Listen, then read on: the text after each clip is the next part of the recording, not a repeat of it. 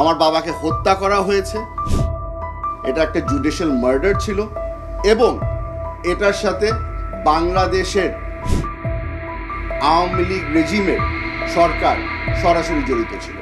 বাংলাদেশের রাজনৈতিক ইতিহাসের সবচেয়ে বিতর্কিত বিচারগুলোর একটি বিএনপির স্থায়ী কমিটির সদস্য ও 6 বারের নির্বাচিত সংসদ সদস্য সালাউদ্দিন কাদের চৌধুরীর ফাঁসির রায়। অভিযোগ উঠেছে, আন্তর্জাতিক অপরাধ ট্রাইব্যুনালে ঘোষিত সেই রায় বিচারকরা নিজেরা লেখেননি, বরং আইন মন্ত্রণালয়ে তৈরি করা রায় শুধু পাঠ করে শোনানো হয়েছিল।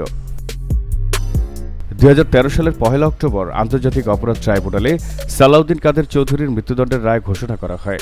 অভিযোগ অনুযায়ী তার আগের দিনই আইন মন্ত্রণালয় থেকে রায়ের কপি ট্রাইব্যুনাল চেয়ারম্যানের ব্যক্তিগত ইমেইলে পাঠানো হয়।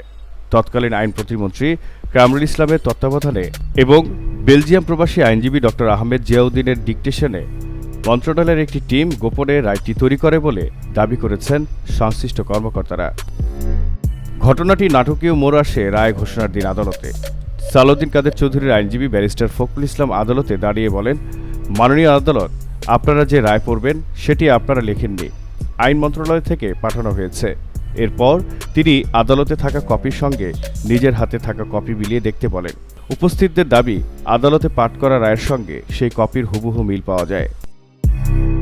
ট্রাইব্যুনালের তৎকালীন এক কর্মকর্তা জানান, এই মামলার রায়ের কোনো ডিকটেশন তারা নেননি, বরং প্রস্তুত কপি নথিভুক্ত করতে দেওয়া হয়েছিল।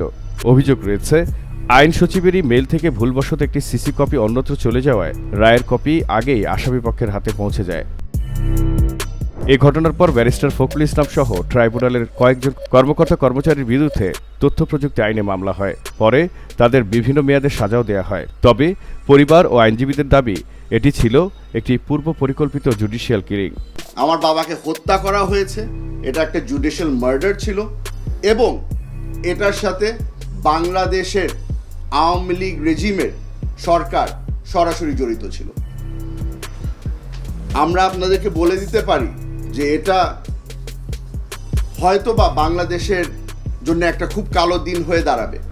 সালাউদ্দিন কাদের চৌধুরী আইনজীবীদের ভাষ্য, 1971 সালের যে ঘটনার দায়ে তাকে মৃত্যুদণ্ড দেওয়া হয়, সে সময় তিনি দেশে ছিলেন না। বিদেশে পড়াশোনার প্রমাণ আদালতে উপস্থাপন করা হলেও তা বিবেচনায় নেওয়া হয়নি।